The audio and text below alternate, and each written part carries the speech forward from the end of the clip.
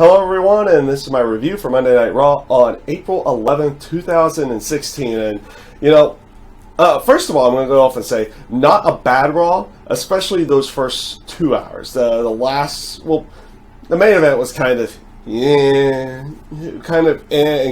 thrown together in there. Didn't come off as well as it probably should have.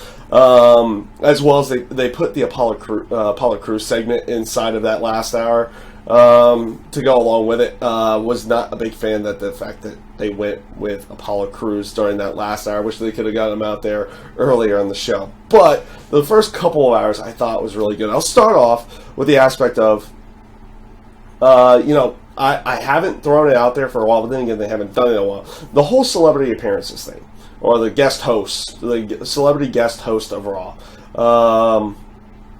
I've never been a big fan of it, and whenever they end up happening, all I hope is that, the people that are coming in actually kind of want to be there and don't just take away from what they were trying to do. And in this case with Dr. Phil, that is actually the case. They did not necessarily, him being there did not take away anything from what they were trying to do. As a matter of fact, his segment with Ric Flair and Charlotte backstage, and actually his stuff with Golden Truth as well, I thought was actually kind of good. They did a decent job there. Like I said, I'm not a big fan of it because most of the time when the celebrities come in there, they don't want to be there. And you can kind of tell half the time that it's like, we don't even really want to be here. We're not even that big. We're not big fans, or we're not, or we kind of treat this as like a secondary whatever type of thing. Dr. Phil did not treat it like that. He actually gave an attempt, and a rather good one with his performance. His segment with Ric Flair and Charlotte I thought was really good. Same with his little bit that he had with Golden Truth. It actually came off kind of good.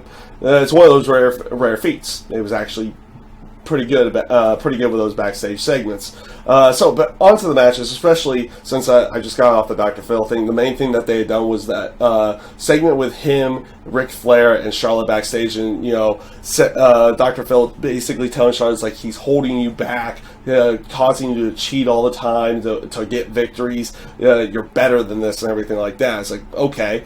So her women's title match with Charlotte, with Charlotte and Natalya, was again a really good match. If you saw the Roadblock match, you kind of knew what to expect. If you saw what they did down in NXT, you also knew what to expect as well. They gave them a good chunk of time here, let them go for a good period of time, and again they're playing off the aspect of, Charlotte's always kind of cheating to win right now.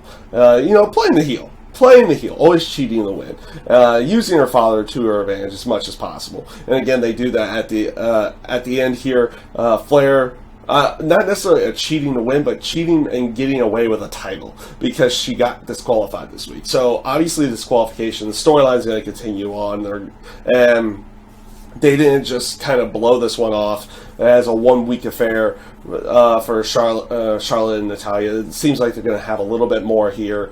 And we'll probably expect another match at the pay-per-view or something like that somewhere down the road here. Again,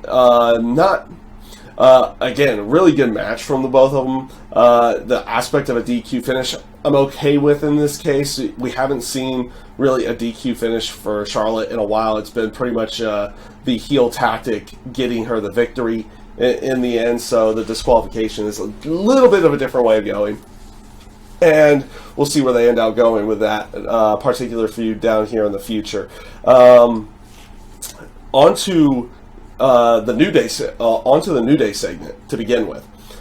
Here, the New Day comes out. This is like probably about 30-40 minutes into the show. New Day comes out and announces that there's a new number one contender tag team tournament going to happen throughout the next couple of weeks, and it will determine who's going to face them, I guess, at Payback or something in that sense. So they threw the 8 teams on there, and a graphic that was like, very New Day-ish in everything, because they're even playing it up as like it's sponsored by Booty-O's and everything on that aspect. Not a bad promo from them, setting up which would eventually be the Lucha Dragons versus the Dudley Boys.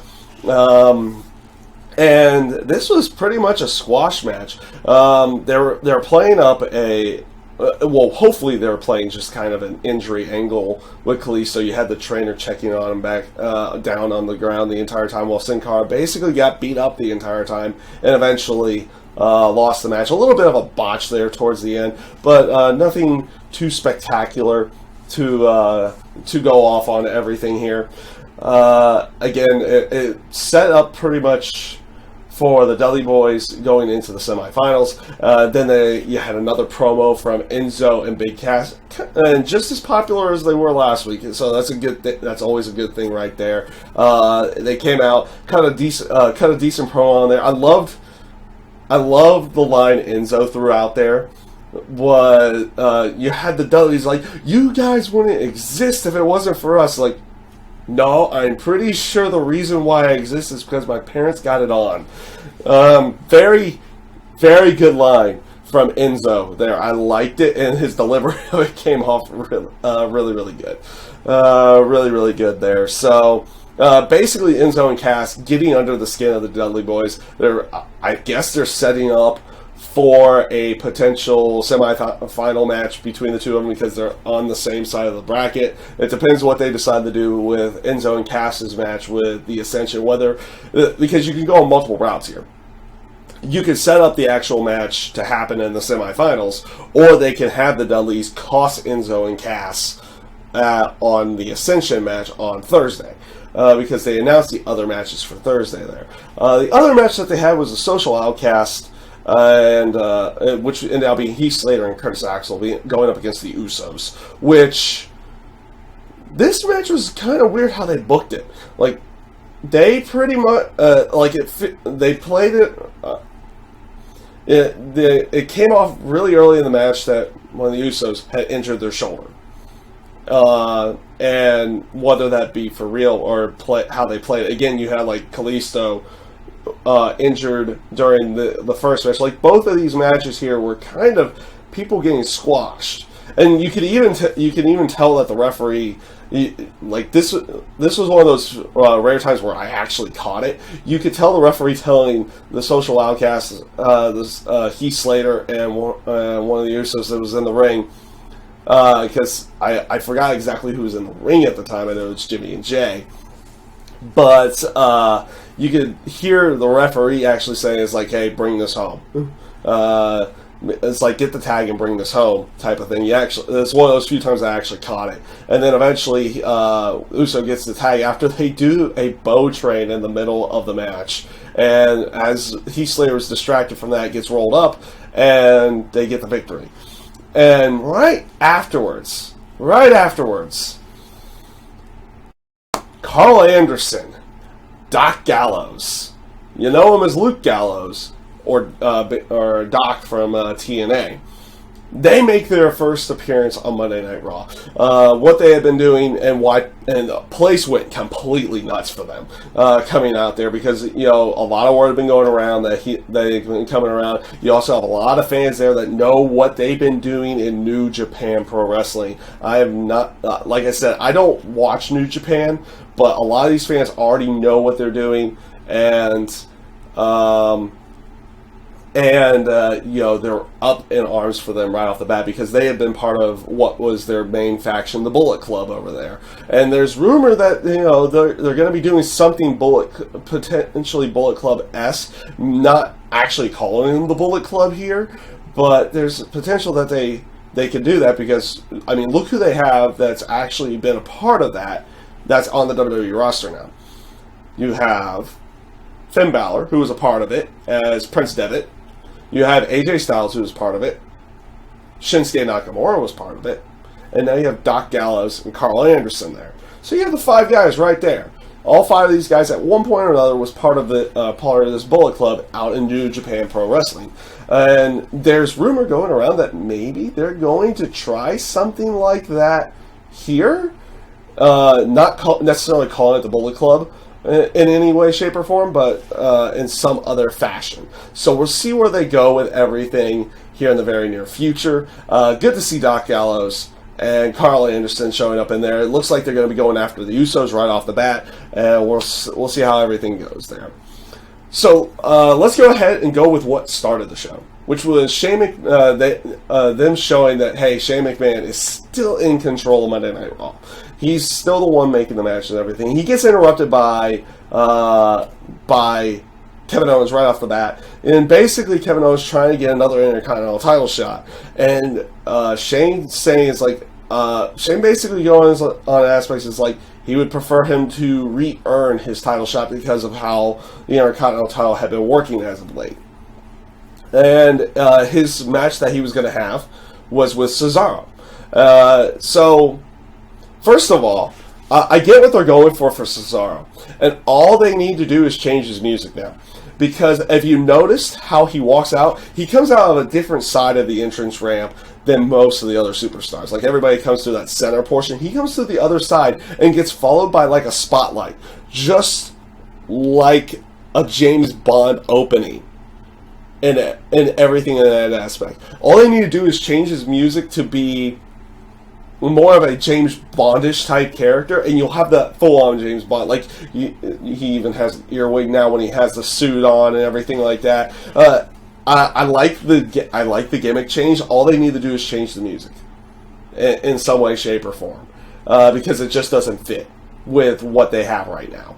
But we'll see where they go. See where they go with that portion of his gimmick. The match with Kevin Owens and Cesaro was really, really good. Just a really good, solid match between the two of them.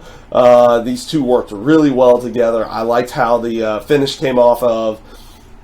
It looked like right off the bat was going to be a pop-up powerbomb, gets switched into a Hurricane Rana, and then Cesaro flips him over and gets the neutralizer. I love how they played off of the shoulder injury. Like Kevin Owens went after the shoulder. He wasn't able to get as much going with the giant swing as possible throughout the entire time. I can't say how much I like this match. They crescendoed it pretty well to, like, from the beginning to middle to end. I thought they did really, really well here with this match. And then they make Cesaro the number one contender, which later in the night, because you had seen throughout that match, like Miz and his wife Maurice. Well, and Maurice is pretty much, it seems like she's back in a more managerial role now of everything. So good to see her back in some way doing something with the company there. Obviously, they were going to put her with the Miz in this case because real life couple. In that sense, just made it a little bit easier to play off of each other. And the segment that they did backstage with Maurice and the Miz, like Miz is like getting a pedicure or something like that. He's like in a bigger backstage area and everything like that. You have Maurice going off on everybody. It's like he particularly does not like blue M&Ms and everything. Like is like his contract says he can't have these in domestic water. You need imported water. And then JoJo comes in to interview. I like the aspect that they keep the Zack Ryder thing in there. They gave a quick mention to Zack Ryder, even though they didn't put Zack Ryder on the show. So maybe they're still going to continue something with Miz and Zack Ryder here down the road. And then you also get interrupted with Cesaro as well backstage in the aspects of what they're talking about. Eventually, Cesaro gets under his skin enough, and Miz goes to take a drink of water, and you have Maurice like, no, it's domestic, and he just spits it all out. It was actually a quite entertaining segment, and basically began the feud with Cesaro and the Miz here. So, not a bad way of going. This is what I think they're going to be doing for Payback here down the road between the two of them. We'll definitely see where they're going to go with this and how everything's going to end up working. I thought this was overall pretty good. But one of the other matches that Shane made during his promo, and it was a good way of putting it too, was he made Sami Zayn versus AJ Styles. And he did this for the aspect that Sami Zayn got taken out of the number one contendership match that he was originally put in. So Shane McMahon was giving him an opportunity to make it a triple threat match. He wasn't going to, he made the match, and if Sami Zayn won, he's in the match. If AJ Styles won, it remained a one-on-one. So it wasn't going to be like, oh, the number one contendership is up for grabs between the two of them. No, AJ gets to keep his title shot, but he's going to have this match with Sami Zayn because he deserves an opportunity, because he was supposed to be in that match to begin with and was not able to go out there because of the attack on Kevin Owens. So you even have Kevin, after the match with Cesaro in there, because obviously Kevin Owens was angry because he had never technically gotten his Intercontinental title rematch, which is what he was hoping to get, but that got swapped on him. And after his match with Cesaro, he argues with Shane McMahon and says, now watch what happens to Sami tonight, and it's it's going to be on your head and everything on that aspect. And before that even has a chance of happening, Shane kicks him out of the building. He gets escorted out to basically say, hey, this is going to be just a one-on-one match. And they didn't play with the shenanigans either. They didn't do some kind of shenanigan treatment like, oh, somebody still attacks Sami or anything like that. The match with AJ Styles and Sami Zayn was one of the better matches I've seen on Monday Night Raw in quite some time. We had some really good matches here. We had some good matches on Monday Night Raw with the Cesaro and Kevin Owens. I thought Charlotte and Natalya was a pretty good match as well. And this AJ Styles Sami Zayn match, best match of the night by far. These two they went to town on this match. Basically they started off, I won't say slow, but they started off at a medium, and the pace just kept getting faster and faster and faster until the end of it as well. They paced themselves and made it go in an upward trend instead of just go crazy right off the bat with it and just make spot after spot after spot. And it wasn't these guys were kicking out of finishers left and right here, and they were kicking out of more signature moves, but the only time that something happened is okay, Sami Zayn got out of the calf crusher by getting to the ropes. So he didn't even really reverse it. He just got to the ropes. He didn't quit to it.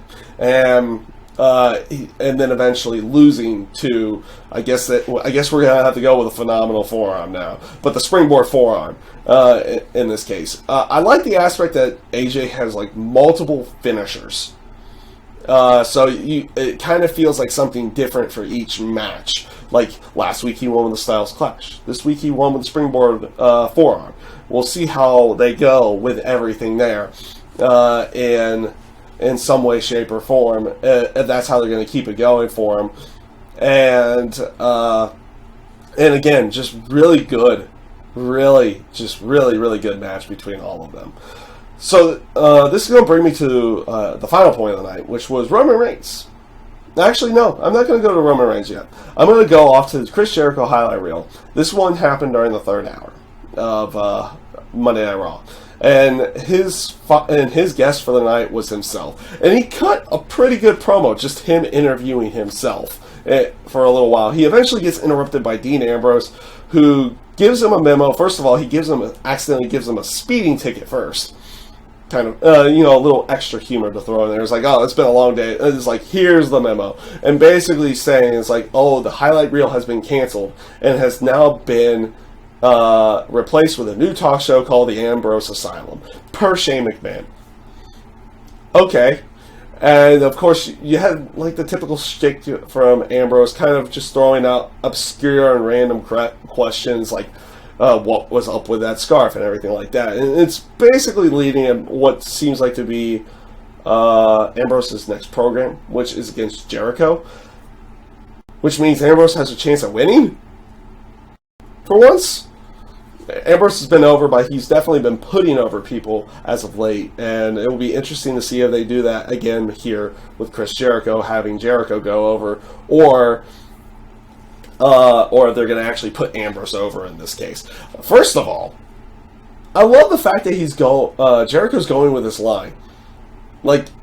Someone started this on Twitter with him. It's oh, you buried AJ Styles at WrestleMania is, well, now he's number one contender. It's like, that's not really a burial, but now he's using it for his heel promos. Like, if you don't respect me, I'm going to bury you. He's using the actual smart term on everybody now of burying people, and I love it. It's just a really another good heel tactic in there. Jericho's always been good at this stuff, and I'm glad he's actually throwing that out there now, and they're actually letting him go with it too.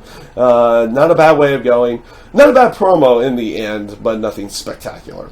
So this leads me to the final point of the night, which is Roman Reigns. Roman Reigns comes out there, cuts his stick again, basically like resonating with the boos and everything like that, and he throws the line out there again. I'm not a good guy. I'm not a bad guy. I'm the guy. Eventually, he gets interrupted by the League of Nations. They get interrupted by the Wyatts. This is probably the one aspect of the show that I was like, heh, really? You're going to go with this route? Though I do like the aspect that even though they had him team up Roman Reigns and Bray Wyatt, I like the aspect that is like they talked about like how these two were probably never going to get along, talked about the matches that they had beforehand with the like the Hell in a Cell and their previous matches that they had over the past year, and everything on that aspect. The match itself was kind of standard fare tag match, nothing crazy, and in the end, quote unquote, I guess the Wyatts are now a face team. First of all, the Wyatt, like initially the Wyatt family wasn't out there, and as soon as as soon as Rusev starts getting involved, they come out there in their very creepy type way, and they're, oh, we blocked the screen, and now they're there type of style, which eventually led to Bray Wyatt and Roman Reigns getting the win, with Bray Wyatt doing the Sister Abigail. This was the one segment that's kind of because first of all, they haven't fully explained why the Wyatts are going after the League of Nations at this point in time. They just aren't explaining that in any way, shape, or form. So we're kind of trying to figure that out. Obviously, Roman Reigns just kind of there, also not really doing anything with AJ Styles or Sami Zayn. Then again, you had that match earlier in the show, and did make a brief moment about it, talking about his number one contender, AJ Styles, and how I was like, oh, it may not even be just AJ and everything in that aspect. It wasn't all that good. It was the one part of the show that I would say, if you had to call something bad, that was bad. That was just not good. It just didn't make any sense to team up Bray Wyatt and Roman Reigns in any way. It felt very forced to just to kind of get Roman into a match in some way, shape, or form. And yeah, that's pretty much what I got for Monday Night Raw. Like I said, overall, it wasn't a bad show. It's just like that one spot with Roman Reigns and Bray Wyatt. Like, this just doesn't. One of these things is not like the other, or this just doesn't fit in any way. It's like it just doesn't fit in any way, type feel to it. But overall, not a bad show. Not a bad week for Raw this week. We'll see where they go with everything with these storylines. And that's my review for Monday Night Raw. I thank you guys for watching. Have a great day.